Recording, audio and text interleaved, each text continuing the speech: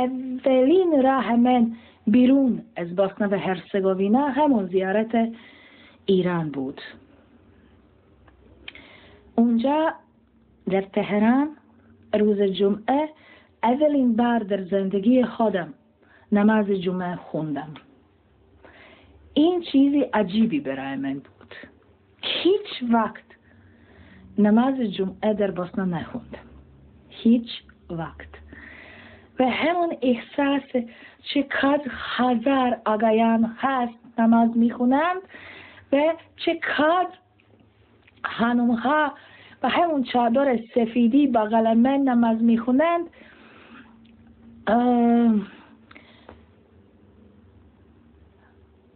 فکر نمی کنن که آنها میتونن درک کنند چقدر خوشحال بودم که من با آنها هستم.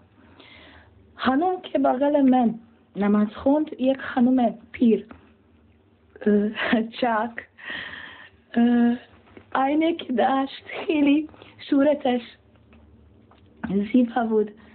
فهمید که من خارجی هستم و وقتی که نماز تمام شده بود قشنگ به من سوال کرد: دخترم از کجایید؟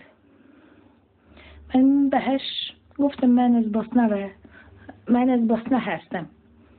خانم قشنگ جای خودش تکون کرد و گفت: دختر از بوسنه و هرزگوینا؟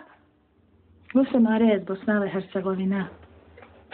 اون موقع خانم فریاد کرد و انقدر شدید در یک حرکت مرا بغل کرد، انقدر شدید صورت من پهلوی گردن ایشون افتاد، انقدر مرا گرفت که من نمیتونستم نفس بکشم و این خانم گریه کرد و گفت: دخترم مگه زنده هستید؟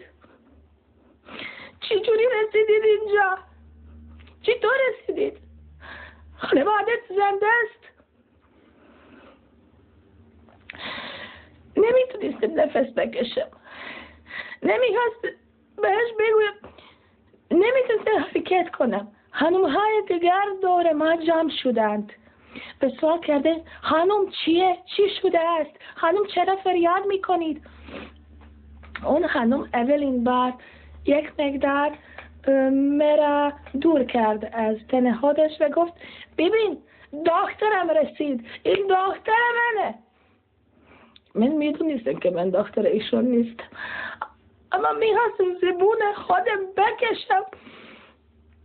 یادم اومد اون روز وقتی که گریه کردم و گفتیم کی میدونه که چه من اینجا تحمل میکشم. خدا میخواست به من نشون بدهد که کسی بلده چه ما میکشیم.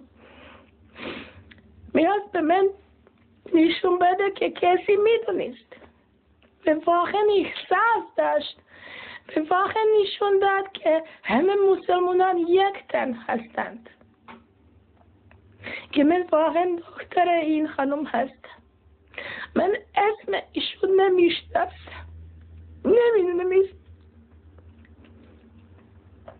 اما من واقعا دختر ایشون هستم.